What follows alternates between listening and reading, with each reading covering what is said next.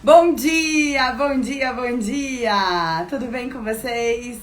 Hoje aqui nessa live o objetivo é a gente falar sobre câncer de mama. Estávamos nós aqui na equipe da Rádio Mais conversando e falando, né, sobre o autoexame, sobre essa campanha que é mundial hoje, falando sobre o câncer de mama, até porque, né, se você for analisar os dados de câncer ginecológico, quase 30% é o câncer de mama, né? Então, ele é bem frequente nas mulheres e o autoexame ajuda muito. Agora, eu fiz o autoexame e encontrei alguma coisa. O que eu faço?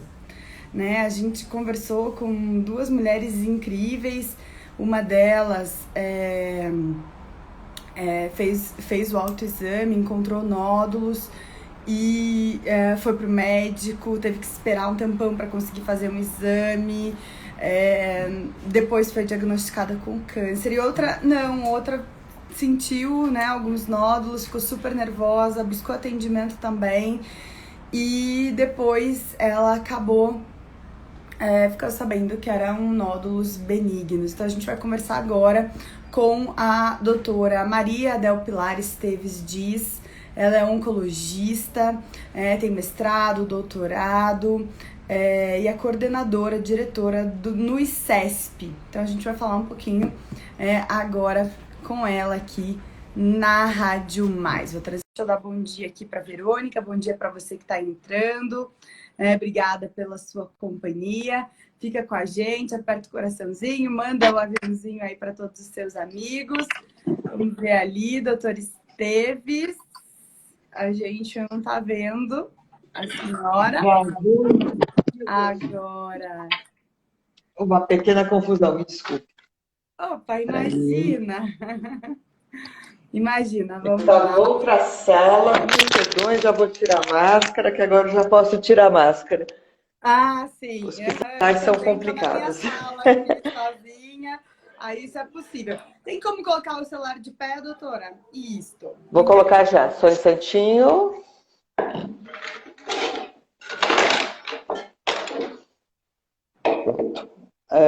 Deixa eu ver, já vou tentar. Vamos tentar fazer um malabarismo aqui. Tá bom. Pronto, tudo bem? Deu certo. Bom dia, tudo bem, doutora? Antes de mais nada, muito obrigada por conversar ao vivo com a gente aqui no Instagram da Rádio Mais. Eu que agradeço o convite, muito obrigada mesmo, é um prazer. Obrigada. Doutora, nessa semana que passou, nós aqui da Rádio Mais, a gente fez uma proposta um pouco inusitada com uma maquiadora. Fizemos uma maquiagem para chamar a atenção das mulheres, para elas fazerem o autoexame. E aí nós estávamos conversando aqui com duas mulheres que fizeram o autoexame e encontraram nódulos na mama, né, do primeiro impacto que surge, né, quando você está ali sozinha no seu quarto, fazendo o autoexame, e de repente você encontra uma bolinha diferente, você encontra algo diferente. E a pergunta que surgiu de todas nós foi o que fazer, né? Qual a primeira atitude tomar? Porque é muito engraçado como cada mulher acaba agindo num momento como esse, né? Uma acabou levando um mês para buscar o médico de medo e a outra ficou desesperada, começou a chorar, achou que ia morrer, enfim. É muito pessoal. O que fazer quando, né, você está lá no seu quarto, na sua intimidade, faz o autoexame e acaba encontrando um nódulo, uma bolinha, alguma coisa diferente, doutora?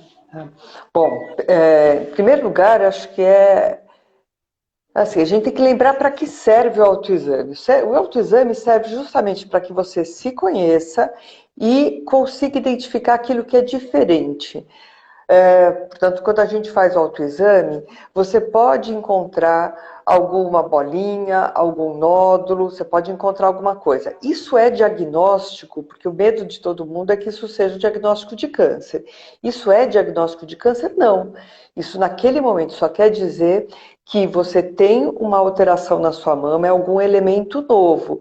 Só procurando o médico, ele vai examiná-la, ele vai pedir exames, mamografia, ultrassom, se precisar alguns outros exames complementares, é que você vai saber o que é essa bolinha, o que é esse nódulo. Uma boa parte deles é benigno, não tem nada a ver com câncer. Outra parte são lesões pré-malignas, ainda não são cânceres, mas se a gente deixar elas ficarem por lá, elas um dia vão ser câncer, e outras são câncer mesmo. Então, aí você vai conseguir saber com o que você está lidando. Mas, e o que também é importante ter em mente é, se por acaso for câncer, você vai ter tido a oportunidade de ter feito o diagnóstico mais rápido e, portanto, ter uma maior chance de cura. Então, na verdade, é toda uma sequência. Não é só achar a bolinha, é achar a bolinha.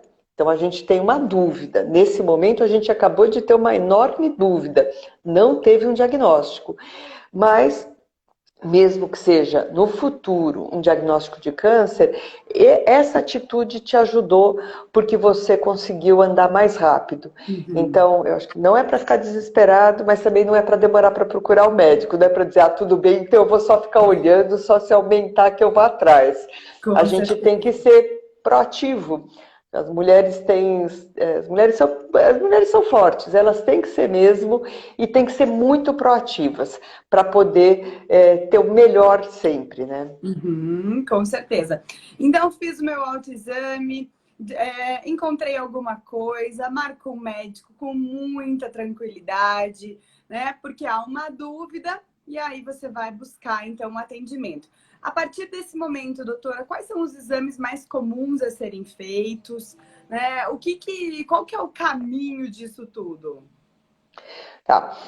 Primeiro exame tem que ser o exame clínico do médico. O médico está treinado, ele está habituado, ele consegue, com calma, ele consegue olhar não só a mama, mas ver as outras regiões. A região aqui que é em cima da clavícula, a região da axila. Então, a primeira coisa é isso, é o exame clínico. O segundo exame que, na imensa maioria das vezes, vai precisar ser feito é a mamografia. E a mamografia é um exame muito importante. A mamografia é um raio-x da mama, né? Então, a mama é colocada, a mulher se posiciona, é um aparelho que acaba comprimindo um pouco a mama e tira uma chapa. Então, com isso, a gente consegue visualizar tudo que não é normal na mama. E a mamografia é muito interessante porque ela consegue ver, às vezes, áreas que nem formaram nódulos ainda, são só pequenas calcificações. Então, é muito difícil a gente conseguir abrir mão da mamografia. Normalmente, a gente precisa da mamografia. E, muitas vezes, precisa de exames complementares. Ultrassom da mama, ressonância. E se houver uma sugestão de que pode ser câncer, vai precisar ser feita uma biópsia.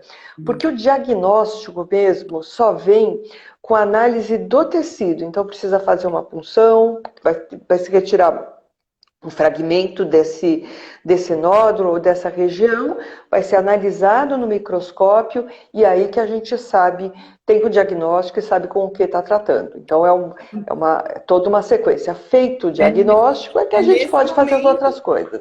É nesse momento que se descobre se é o benigno ou se é maligno, então, doutora? Exatamente, é isso mesmo. E aí, bom, foi feito tudo isso. Primeiro, uma das perguntas antes da gente continuar a trajetória, né, esse caminho, é saber a partir de que idade que a mulher deve fazer a mamografia, de quanto em quanto tempo essa mulher deve fazer a mamografia, doutora? Tá. O Ministério da Saúde aprovou a mamografia como rastreamento a partir dos 50 anos de idade, intervalos de 2 anos, que podem ser um pouco menores, inclusive. E a gente tem uma grande discussão sobre isso. Na verdade, quando a gente vai olhar as diretrizes dos sistemas de saúde, os sistemas de saúde falam mesmo a mamografia a partir dos 50 anos de idade, porque é quando a gente tem a maior chance de ter o câncer de mama. Agora, eu queria apontar duas coisas. Em primeiro lugar, quando a gente fala rastreamento, a gente está falando de um exame que é feito de uma mulher que não tem nenhum sintoma, não tem nenhum nódulo, não tem nada. Então, é uma pessoa que está muito bem, absolutamente normal, tem uma história de vida e de família que é comum, não tem nada que chame a atenção, então ela vai fazer esses exames periodicamente. Isso é uma coisa. Agora, se a mulher tem qualquer sintoma, se ela, às vezes, se tem uma história na família de muitos cânceres, muito jovens, aí nós podemos ter que mudar isso e fazer os exames mais cedo. Então, começando a partir dos 40 ou começando até antes. Então, a partir dos 50, eu diria que é obrigatório e a gente pode fazer intervalos entre 1 ou 2 anos. Antes dos 50, tem que ser individualizado e muitas mulheres precisam sim começar a fazer os exames antes dos 50. Aí tem que sentar, conversar com o ginecologista e ver se ela precisa começar antes a fazer os exames. Uhum. Essa mulher, então, voltando lá para nossa trajetória, né? Fiz o autoexame, encontrei o nódulo, busquei o médico, fiz os exames, fiz a biópsia, deu benigno, doutora. Posso ficar tranquila ou devo fazer alguma coisa, né? O que acontece depois? Bom, se deu benigno, você pode ficar tranquila. Tem algumas vezes, às vezes as pessoas estão tão preocupadas, é uma coisa que vai ficar incomodando, às vezes até a mulher junto com o ginecologista decide que vão retirar aquele nódulo benigno, mas benigno é benigno, ele não deve evoluir. E aí ficar tranquila quer dizer, vou ficar tranquila com relação àquela alteração, mas tenho que continuar a fazer os exames de rotina olhando para frente, né? Então, volta para a rotina normal. Uhum. Agora, fiz o exame, deu maligno, doutora. Eu acho que aí é um momento de bastante apreensão, né? O que a gente pode falar para uma mulher que está passando por isso, né, que teve esse diagnóstico depois de fazer uma biópsia e dar algo maligno? Olha, quando deu maligno, eu acho que a primeira coisa que a gente tem que lembrar é que as possibilidades de cura, os tratamentos têm evoluído muito nos últimos anos. Então, a gente tem curado mais mulheres, tem tido uma melhor qualidade de vida e o tratamento, normalmente, ele tem começo, meio e fim. Então, é um período da sua vida que você vai estar aí tratando. Então, acho que tem que ter uma atitude positiva mesmo, a gente tem que enfrentar um problema, que é um percalço na vida, então a gente tem que pegar, enfrentar e seguir em frente. Normalmente o que nós fazemos quando você tem um resultado de maligno é fazer os exames que nós chamamos de estadiamento. Primeira coisa que tem que ser feita é fazer exames para saber se o câncer está restrito à mama, ele está lá, localizado na mama, se tem linfonodos, se tem gânglios na axila que possam ser suspeitos, ou se, eventualmente, ele está em algum outro órgão também. Quando você faz feita toda essa caracterização, aí vai ser feita a programação de tratamento.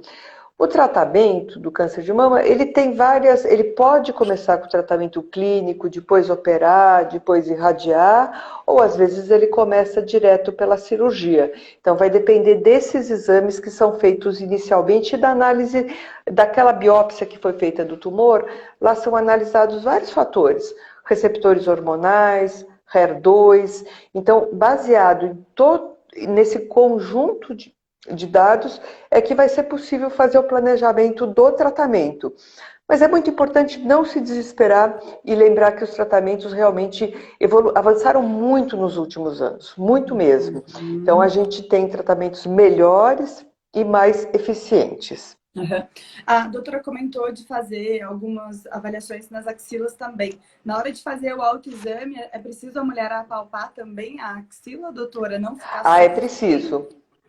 Uhum. Não pode ficar só no seio, não. Tem que palpar a axila e tem que palpar essa região que fica logo aqui, acima da clavícula, que é a região que a gente chama supraclavicular, que é base do pescoço, começo da clavícula. Isso daqui também faz parte do exame. Então, é o seio, a axila e essa região aqui em cima.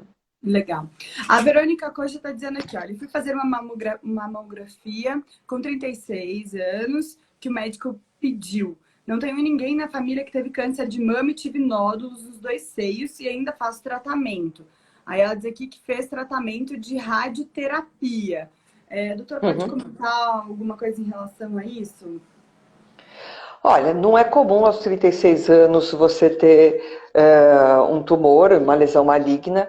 É uma faixa etária que a gente precisa estar muito atento e normalmente quando a gente tem o câncer numa fase numa idade tão jovem, aí sim a gente procura até síndromes hereditárias de câncer. Então é interessante que ela converse com o médico dela para saber se ela não tem indicação de fazer nenhum sequenciamento genético. Então essa Sim. para saber se existe uma hereditariedade. Tá? Agora, o tratamento, a radioterapia é uma parte do tratamento. Hoje em dia, a gente evita, sempre que possível, retirar toda a mama. Então, você retirou uma região da mama e você tem o restante da mama, que nos exames de imagem é normal. Mas como a gente nunca tem certeza absoluta de se é normal, pode ter uma ou outra célula nesse tecido que sobrou, a gente costuma complementar o tratamento com uma radioterapia. A radioterapia é uma complementação do tratamento localizado. Outra indicação de radioterapia é quando a mulher tem gânglios comprometidos, tem os linfonodos da axila acometidos pelo tumor. Então, aí, nessa situação, geralmente, mesmo que tenha feito a mastectomia, a gente faz a radioterapia também. Então, a radioterapia faz parte do que a gente chama do tratamento localizado. É, quer dizer, quando a gente olha para 50 anos atrás, as cirurgias eram enormes. Tirava-se a mama, tirava músculo, tirava muitos gânglios, e as pessoas ficavam com dificuldades para movimentar braço, com um inchaço muito grande no braço, a qualidade de vida piorava muito. Hoje a gente faz cirurgias menores, a gente fala que são mais econômicas, né, porque elas preservam mais tecidos no organismo, mas aí a gente indica mais radioterapia para complementar essas cirurgias. Uhum. E os efeitos da radioterapia, doutora? Como é que ela age no corpo? Eu acho que tem muita dúvida também em relação a isso.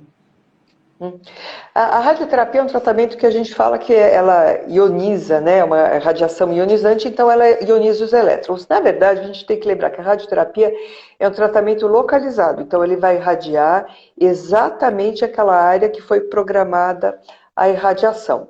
Tem um pouquinho de dispersão para as regiões do corpo que são próximas àquela área irradiada, mas hoje os aparelhos conseguem focar bem aonde deve ser feita a radioterapia.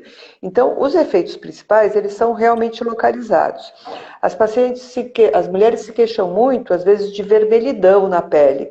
Mas a gente tem que lembrar que quando a gente está fazendo a radioterapia na mama, a pele está sendo irradiada também. Uhum. Faz parte da área que está sendo tratada a própria pele. Então é natural ter um pouco de vermelhidão, que depois com o tempo vai melhorar, vai ficar um pouquinho mais escura aquela pele, depois ela vai clareando e vai ficar absolutamente normal. Algumas mulheres se queixam um pouco de cansaço durante a radioterapia.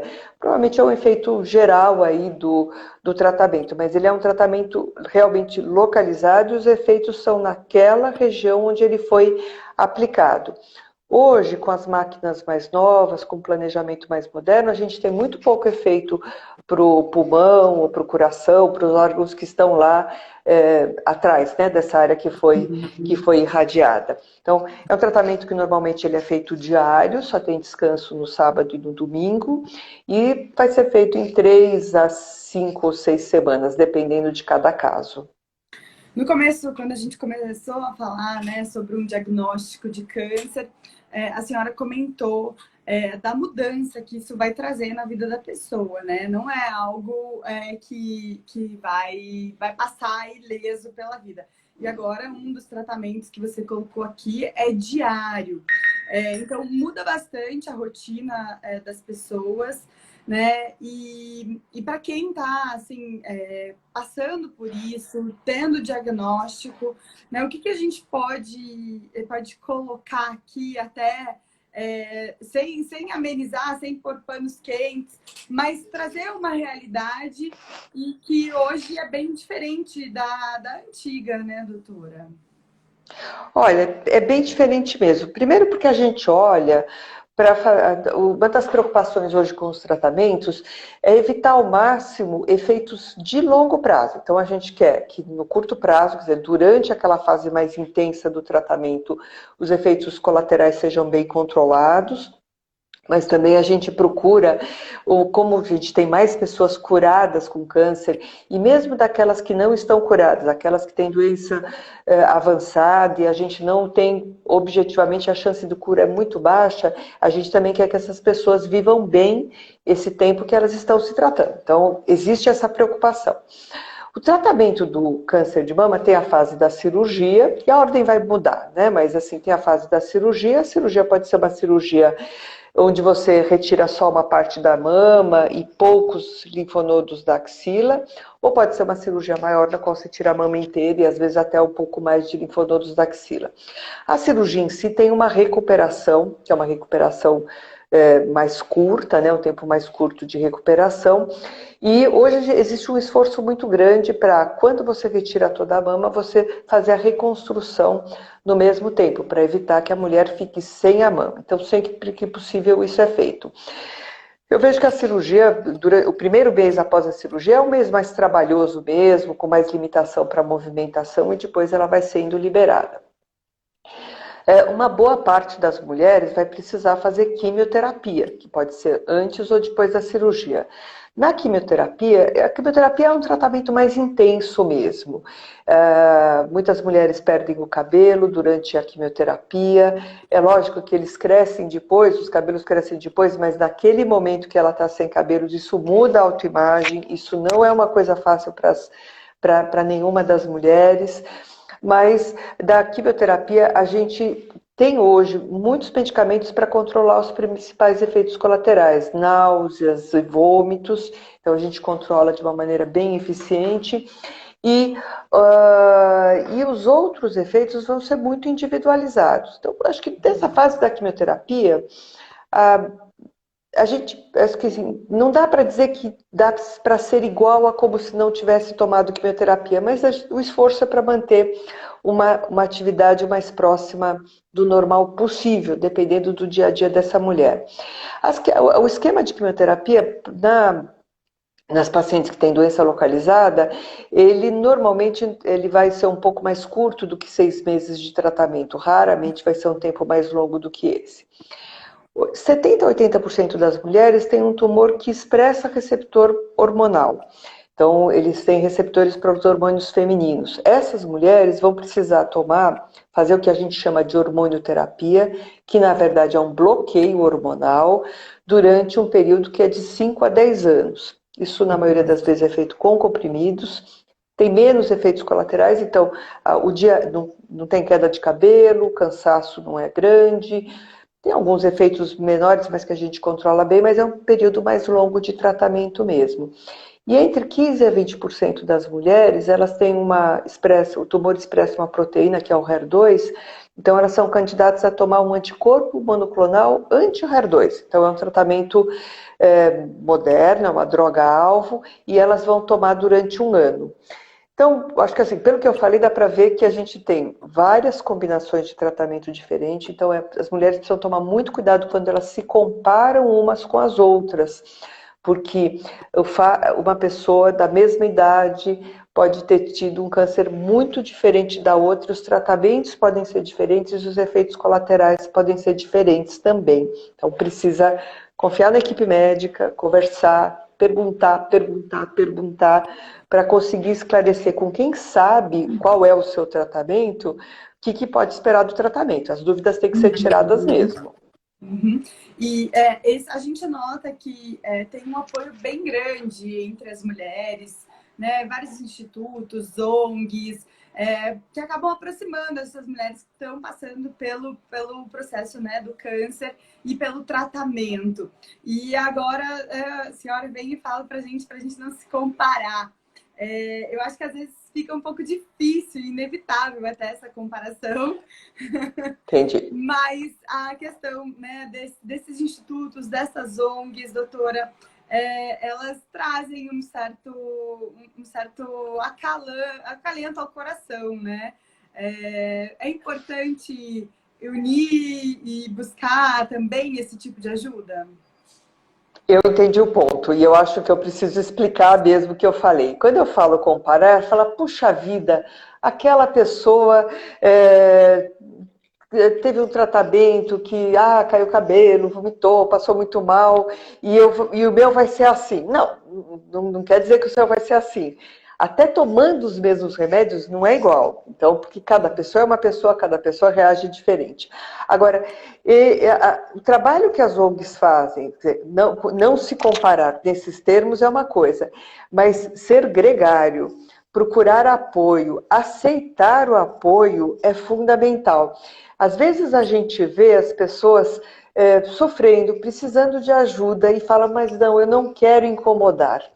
Tem lá os familiares, os amigos, querendo ajudar, querendo levar, querendo buscar, e a pessoa fala, não, mas eu não quero dar trabalho. Isso não é dar trabalho. Né? A gente cuidar, ajudar, ser solidário com quem a gente gosta, isso não é peso para ninguém, isso é um prazer.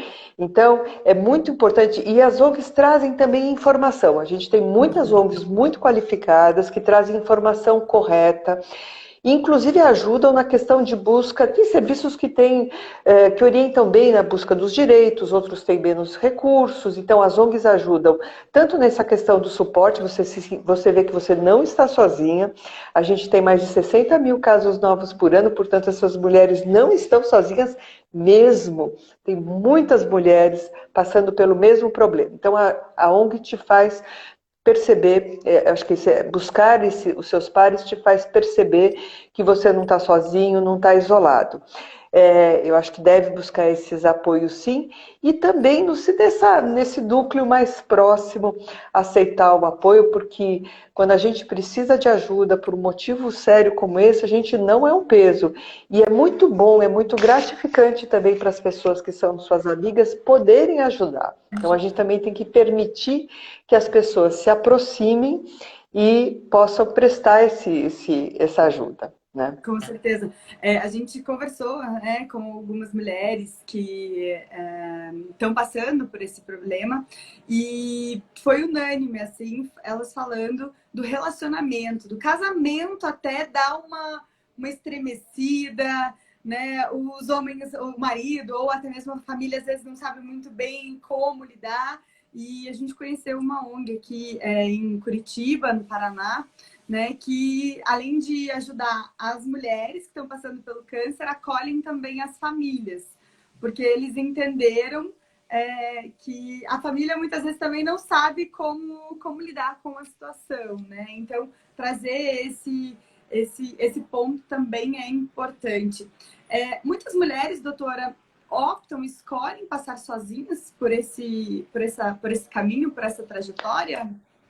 Eu não sei quantificar, mas existem mulheres que optam sim passar sozinhas. E às vezes tem muita.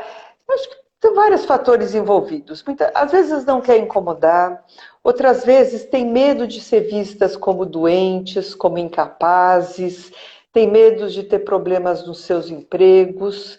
Então a gente tem uma questão social que é complicada. Não são todos os empregadores que entendem que é uma situação temporária e que essa mulher vai continuar sendo produtiva assim, e mesmo que durante um período ela tenha que reduzir a sua produção, ela já deu tanto para aquele serviço, para aquele trabalho, para aquela empresa, que ela merece esse apoio. Isso, infelizmente, não é uma coisa que todo mundo enxerga dessa forma. Então, por vários motivos, muitas mulheres acabam optando em estar sozinhas, né? Ou com medo da reação dos outros. É um período difícil e aí a gente tem que ter, todo mundo que está em volta dessas mulheres, acho que tem que respeitar o tempo delas, ter a sensibilidade de acolhê-las, ouvir e não ter medo de ouvir também, porque às vezes as pessoas ficam, meu Deus, o que eu falo para ela? Fala o que você sente, fala que você está ali para ajudar e tenha a sensibilidade para ver no que ela quer se ajudar e ofereça ajuda. né? Porque não é fácil também acho que não é fácil para ninguém, para quem está passando pelo problema e para quem está convivendo, porque tem esse receio de, às vezes, de magoar, de invadir, mas as pessoas precisam de ajuda assim, ajuda emocional, ajuda prática e às vezes até de ajuda financeira, porque é um período que elas acabam reduzindo os seus recursos e tem mais gastos mesmo. E aí os parceiros, os maridos, os companheiros, as companheiras são muito importantes nesse processo. Acho que é uma fase onde as boas relações, as relações sólidas, elas podem se fortalecer ainda mais. Legal. A Cristina Noga está dizendo que ótima ideia trazer uma doutora para esclarecer o assunto. Obrigada, Cristina. Né? E eu quero agradecer, doutora, imensamente sua participação hoje aqui nessa live. Dizer que ela vai fazer parte de um vídeo, de uma campanha que está indo para o YouTube. Então, a gente vai pegar aí alguns pedaços da nossa conversa para colocar junto com o depoimento de outras mulheres. E também com esse chamado para as mulheres olharem um pouco para si, olharem um pouco para o corpo, né, para fazer o autoexame e também para trazer esse apoio às mulheres que tiveram, né, alguma dúvida durante o autoexame ou durante toda essa trajetória. A senhora gostaria de colocar mais alguma coisa aqui que eu não perguntei, que seria importante a gente falar sobre o assunto? Não, acho que, na verdade, eu queria encerrar dizendo que as mulheres têm que olhar para o seu corpo, olhar para si, enfrentar todos os problemas como elas costumam enfrentar mesmo, para que a gente possa sempre seguir em frente e cuidar de todos e fazer parte da vida de todos que gostam da gente. Com certeza. Muito obrigada mais uma vez. Um ótimo dia. Obrigada, doutora. Obrigada. Prazer. Obrigada. Tchau, tchau. Um abraço. Um abraço. Tá aí. Conversei com a doutora Esteves Pilar. A gente falou sobre o câncer de mama. Quero agradecer a presença de todos vocês aqui. Dizer que essa live vai ficar salva no IGTV da Rádio Mais. E a gente terminando o vídeo, né, que está sendo produzido pela nossa equipe, Bruna Quinalha, o Mig. A gente vai postar ele no YouTube, vai postar aqui também no IGTV da Rádio Mais.